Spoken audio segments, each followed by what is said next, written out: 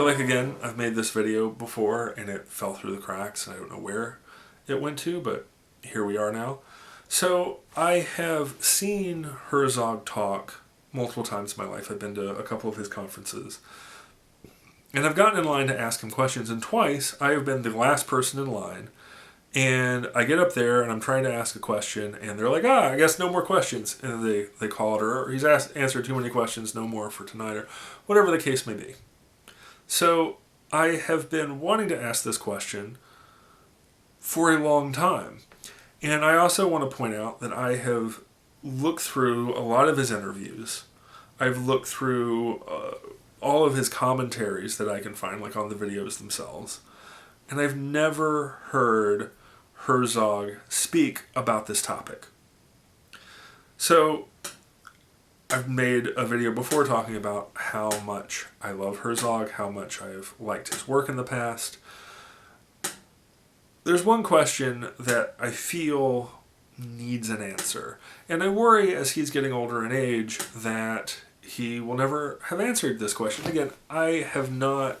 my German is not good enough that maybe there's a chance he's answered this question in another language, and I've just not seen those videos. Most of my things that I've scoured the internet for have been in English. But when I Google the answer to this question to see if he's ever addressed it, not found any answers. So here it is. First thing you need to know to kind of appreciate the question or to understand Herzog is that he makes typically narrative films and documentaries. And he kind of has this thing, and he's talked on this in detail about on narrative films there is still a form of documentation and documentarian work because you're documenting something that's happening in real life. You're creating an actual event and you're documenting it. Even though it's for narrative, it's a little bit fake, it's slightly cultivated. Still, you're capturing something that you have created and breathed life into, even if it's a written fictional story and make-believe and all the things. And even when you have a movie that is documenting something in real life, like you're documenting whatever you're making a documentary film, you are still creating a narrative within that. You as the filmmaker are choosing what to point a camera at, how to edit it, how to frame it. You're still creating some form of narrative structure that is not completely really real. Like you're still manipulating a story. Okay. So he has been known to go to really weird places with his films. For example, Fitzcarraldo, they actually took a real ship, moved it over a mountain to tell a story about a guy who took a ship and moved it over a mountain. So they basically recreated the thing in real life that actually resulted in a couple of deaths and things of that nature. Yeah, Herzog's out there. He's maybe the most extreme filmmaker to ever live, which is saying something considering how generally jubilant I think most of his films are. How happy they make people, how they're about, some sort of inner calm and the connection with nature and things that typically make people happy. But there's also the dark nature. Anyway, not my point. So, he did 2 films, back to back, I want to say in the 70s, with Nosferatu and Wojciech. Film back to back. Okay. Same lead star, and kind of similar themes. So, for those of you who are unfamiliar with Nosferatu, it's a retelling of the Murnau film that was basically a Dracula ripoff. Dracula was still under copyright, so Murnau made Nosferatu and changed, I think, Count Orlok instead of Count Dracula. But it's the Dracula story. He actually was sued and lost for copyright infringement. But by the time that Herzog was recreating Nosferatu, Dracula's far done with copyright, and he's making a remake of a remake, or, you get the idea. And in doing so, there is this point where you have Harker, who is the main protagonist, and he his wife is trying to save him from the vampire. You understand Dracula, so she sacrifices herself in order to kill the vampire and hopefully save her husband. It's kind of a noble sacrifice, but it's still dealing with infidelity because, they make her, the wife, extremely sexual. They make her relationship with Kinski, who's playing Orlok, to be very romanticized. And there is passion between them before she kills him, in the sense that she is allowed to enjoy her promiscuity because she's doing it for her husband. Okay.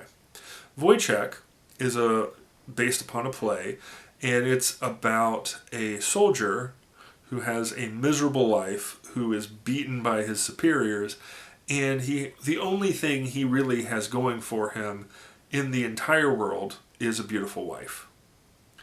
And when you kind of contrast Kinski, who again is playing the lead, and his wife, you're like, how on earth did he land that? So the wife is feeling that. She's feeling that in her bones, and she's like, I can't believe I married that. I want better in my life. I'm going to try and sleep my way and have sex in order to propel my social status, and I'm going to try to have an affair with one of my husband's superiors, hoping that he'll take me with him. This does not end up working for her, and Wojciech is humiliated and ends up killing his superior. But in the scenes where the wife is having sex with the superior, who's a good-looking guy, it's funny, like the girl who was doing it for her husband is having sex with Kinski, who's, kind of a very stark, ugly man. But at least he has power as Dracula. You can, infer into that as you will. But in Wojciech, he's very lowly, snarling, just, a worm. And he's ugly, and the officer that she's having the affair with is fairly attractive as a man. But you get this sense of inner shame on the wife for doing this. Like, she's not doing it because she's in love with the officer. She's doing it because she is so repulsed by her husband, and she wants better things in her life, and she's doing this to try to propel her status in life. And you can tell that she's unable to enjoy the experience. And I've always seen a contrast between these two films. But here's the part that makes this really interesting to me. So, Herzog's first wife plays a bit part character in Nosferatu. They wrap on that. They're about to, do back-to-back films starting Wojciech, ask the wife to go home. The wife, the girl who plays the wife in Wojciech, ends up having an affair with Herzog, or Herzog has an affair with her, gets her pregnant, and ends his own marriage. So you have two films that are about promiscuity and infidelity in marriage.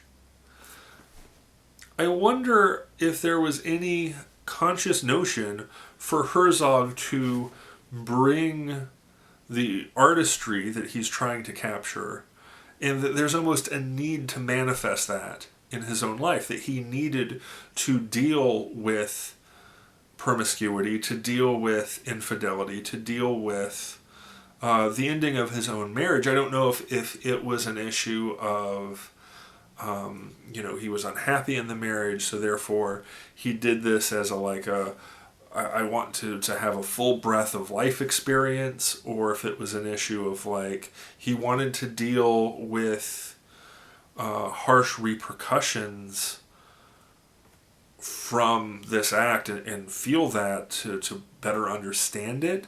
The idea that he's always playing with, there's an element of reality that I have to imbue in my narrative structures and kind of take the responsibility of the realities of these artistic endeavors into my life. I wonder if this was planned. I mean, for all I know, it could just be that, some young hot actress and him, met on set, and He, he was diddling around with everyone on all of his sets and all the actresses before that, and this one just happened to get pregnant, so therefore he got caught. I don't know if he sent his wife off and neglected to give her a part because he was having a flirtatious relationship with the woman he ended up getting pregnant. Again, I don't know, but the idea in my mind of Herzog, and this is back to my Herzogian obsessions, I wonder if there is this cognizant idea in casting that I'm going to find someone to do this with, and we're going to have this grand experiment. I've never seen him address it. I've never even seen him address the idea that he made 2 films back to back about infidelity, or with infidelity as a core theme. That is where the tie comes from. I've always seen him talk about the logistical challenges of making 2 films back to back, and how that was very uncommon back in the day, which it was, and how it, I'm sure, saved a ton of production costs doing 2 films and the logistical side of things. But I've never heard him talk about there being any core or fundamental narrative similarity or structural cohesion between the 2 films. I've never heard him speak to that side of it. I've always just heard him talk about the logistical sides. So this has been something that's in my mind for a very, very long time. And I hope this video finds Mr. Herzog. I am a huge fan. I hope that this is not too personal, or I'm not trying to muddy the waters. I appreciate that you have a living child as the repercussion of this, and I'm not trying to by any means bring shame to family, but I would love to hear the mental state of how you have a marriage-ending affair during a film about affairs, or about 2 films with affairs that seem to have these mirror qualities to them, in terms of, in one film you have the doting wife who is allowed to enjoy her infidelity because she's doing it for her husband. On the one, she's doing it for herself. She's not able to enjoy it. And on one hand, you have your wife who's in the film, which is the only notable time that I think she's ever been cast. And then the next film, you have her sent away so you can be with the female on set who ends up having your child out of wedlock. It's an interesting idea, because I wonder how much of it was on purpose and for the arts, or how much of it was just circumstance.